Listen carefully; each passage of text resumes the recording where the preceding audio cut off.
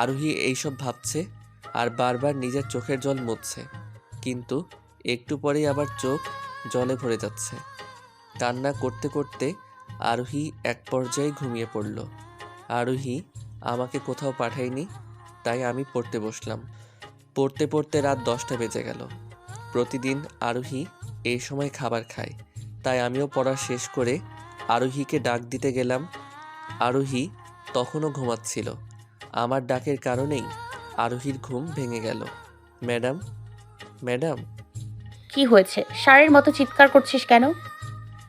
খাবার খাবেন না? আপনি প্রতিদিন এই সময় রাতের খাবার খান তো, তাই ডাকতে আসলাম। খাবো না। তোর যদি খিদে লাগে তাহলে তুই গিয়ে খা। এখন দূর হ এখান থেকে। আচ্ছা। আমি আরোহীর ঘরের সামনে থেকে চলে আসলাম। আমার মতো আমি খাবার খেয়ে থালা বাসন ধুয়ে আরও একটু পড়ালেখা করে ঘুমিয়ে পড়লাম। অন্যদিকে আরোহীর ঘুম ভেঙে যাওয়ার কারণে এখন আর ঘুম আসছে না, তাই আরোহী ফেসবুকে গিয়ে আমার আইডি থেকে গল্প পড়তে লাগলো। গল্প পড়তে পড়তে এক পর্যায়ে আরোহী দেখলো আরোহীর চোখ দিয়ে একা একাই জল বের হচ্ছে। আসলে গল্পগুলো এতটাই কষ্টের যে আরোহী বুঝতেই পারিনি কখনো আরোহীর চোখ দিয়ে জল বেরিয়ে গেছে। গল্প পড়তে পড়তে আরোহী এক পর্যায়ে ঘুমিয়ে পড়ে।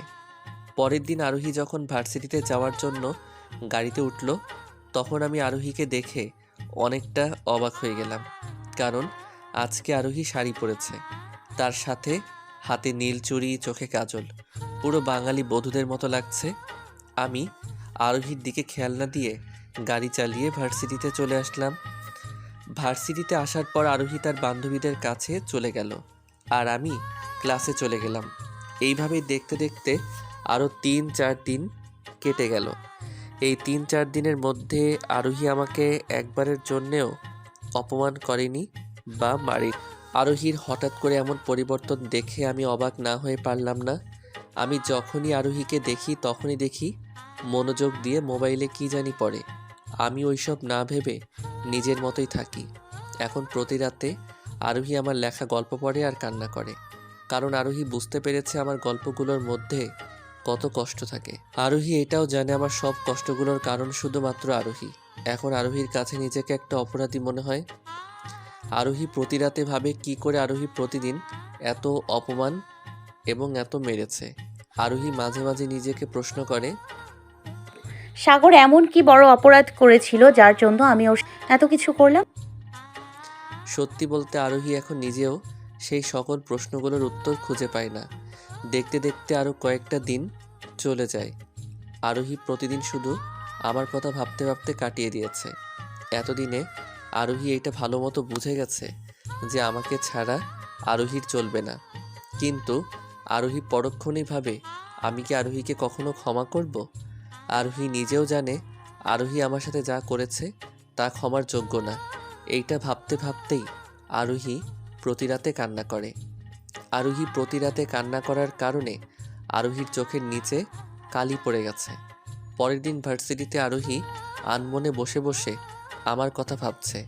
তখনই সেখানে আনিকা আর নিধি উপস্থিত। কিরে আরোহী, তুই তোর এমন অবস্থা করেছিস কি করে?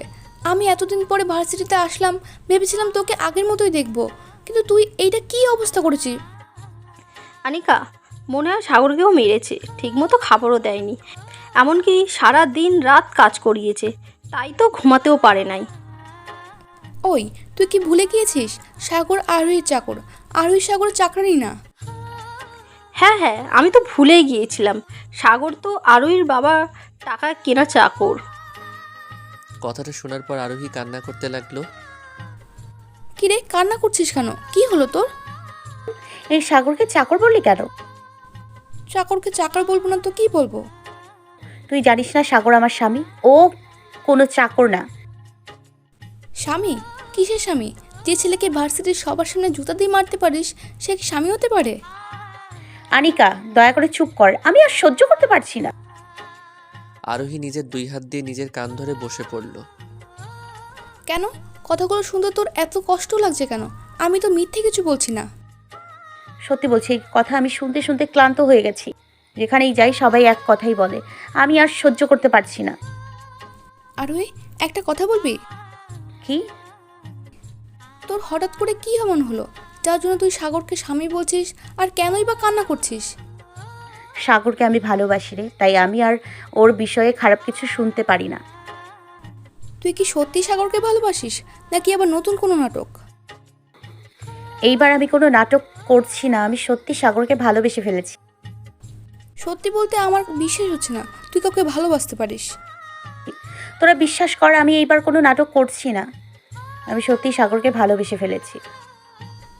আমাদের বিশ্বাস করা আর না করা নিয়ে কিছুই যায় আসে না। তুই যাকে ভালোবাসিস সে বিশ্বাস করবে কিনা সেটাই বড় কথা। তুই সাগরের সাথে যা করেছিস, তোর কি মনে হয় সাগর তারপরেও তোকে ক্ষমা করে দেবে? আরোহী, আমার মনে হয় তুই একটু বেশি দেরি করে ফেলেছিস। তুই সাগরের কাছ থেকে ওর জীবনের সব কিছু কেড়ে নিয়েছিস। সাগরের হাসি খুশি সুখ, এমনকি সাগরের পরিবারের মানুষগুলোকে তুই সাগরের কাছ থেকে কেড়ে নিয়েছিস। তোরা একটু ওকে বোঝা না, যাতে আমাকে ক্ষমা করে দেয়। তুই কি এখনও ওর কাছে ক্ষমা চেয়েছিস? না। আগে গিয়ে তুই ওর কাছে ক্ষমা চেয়ে নে, তারপর নিজের মনের কথা বলে দে। যদি সাগর না মানে তারপর না হয় আমরা দেখব। আচ্ছা। তারপর সবাই ক্লাস করতে চলে যায়। আরোহী মনে মনে বুদ্ধি করে বাড়িতে গিয়ে নিজের মনের কথা সব আমাকে বলে দিবে। ক্লাস শেষ হওয়ার পর আমি আরোহীকে গিয়ে গাড়ি করে রওনা দিলাম। ম্যাডাম, কিছু বলার ছিল। হ্যাঁ বলো, কি বলবে? ম্যাডাম, আপনি যদি কিছু না মনে করেন তাহলে এখন আপনাকে নিয়ে একটা জায়গায় যেতাম। কথাটা শোনার পর আরোহীর মুখে হাসি ফুটে উঠল। কোথায়? সেটা তো বলা যাবে না। কেন? এমনি। কিন্তু চিন্তা করেন না, আপনাকে কোনো খারাপ জায়গায় নিয়ে যাব না। আর এতদিন যখন আপনার কোনো ক্ষতি হতে দেই নাই, তাহলে বাকি 2 মাসেও আপনার কোনো ক্ষতি হতে দিব না। কথাটা শোনার পর আরোহীর মুখের হাসিটা চলে গেল। ও। ম্যাডাম, আজকে আমাদের সেখানে যেতে হবে, না হলে পরে অনেক বড় সমস্যা হয়ে যাবে। আচ্ছা তাহলে নিয়ে চল। আমি গাড়ি নিয়ে সেই জায়গায় যাওয়ার জন্য রওনা দিলাম। কিছু সময়ের মধ্যে আমরা সেই জায়গায় পৌঁছে গেলাম। আরোহী গাড়ি থেকে নামার পর কিছুটা অবাক হলো। তুমি আমাকে এখানে নিয়ে আসলে কেন? আমাদের কাজটা তো এখানে। কোর্টে আমাদের কি কাজ? আর তুমি না বললে আজকে আমাদের এখানে না আসলে অনেক বড় ক্ষতি হয়ে যাবে? কিন্তু কোর্টে না আসলে আমাদের কি এমন ক্ষতি হবে? আরে, আপনি এত তাড়াতাড়ি ভুলে গেলেন? কি ভুলে গেছি? আজকে তো আমাদের কোর্ট হাজির হতে হবে, না হলে 2 মাস পর আমাদের ডিভোর্স হবে না। কি ডিভোর্স? হ্যাঁ, এতে এত অবাক হওয়ার কি আছে? না কিছু না। তাহলে তাড়াতাড়ি চলুন, আমাদের কাজটা শেষ করে আমাদের আবার বাড়িতে যেতে হবে। তারপর আমি আর আরোহী ভিতরে গিয়ে আমাদের ডিভোর্সের আবেদন করে বাড়িতে চলে আসলাম। আমি একটা জিনিস খেয়াল করলাম, আরোহী যখন আবেদন করার জন্য স্বাক্ষর করছিল তখন আরোহীর হাত কাঁপছিল আর চোখ দিয়ে কয়েক ফোঁটা জল বেরিয়ে আসছিল। হয়তো আমার মতো একটা কাজের মানুষকে হারাবে বলে, না হলে আমাকে আরও কয়েক বছরের জন্য চাকর বানাতে চাই, তাই কান্না করছিল। কিন্তু আমার পক্ষতে আর আরোহীর মার সহ্য করার মতো ক্ষমতা নেই, তাই আমি আর সেই দিকে খেয়াল না করে গাড়ি নিয়ে বাড়িতে চলে আসলাম। বাড়িতে আসার পর আরোহী দৌড়ে নিজের রুমে চলে গেল। রুমে গিয়েই দরজা বন্ধ করে দিল। আমি আমার মতো ফ্রেশ হয়ে রান্না করতে লাগলাম। রান্না শেষ হওয়ার পর আরোহীকে ডেকে খাবার দিলাম। খাবার খাওয়ার সময়ও আমি আরোহীর চোখে জল দেখতে পারলাম। এইভাবে চলে গেল আরও 2 দিন। এই 2 দিনে আরোহী বেশিরভাগ সময়ই নিজের ঘরে দরজা বন্ধ করেছিল। ঘরে শুয়ে শুয়ে হয়তো কান্না করছে।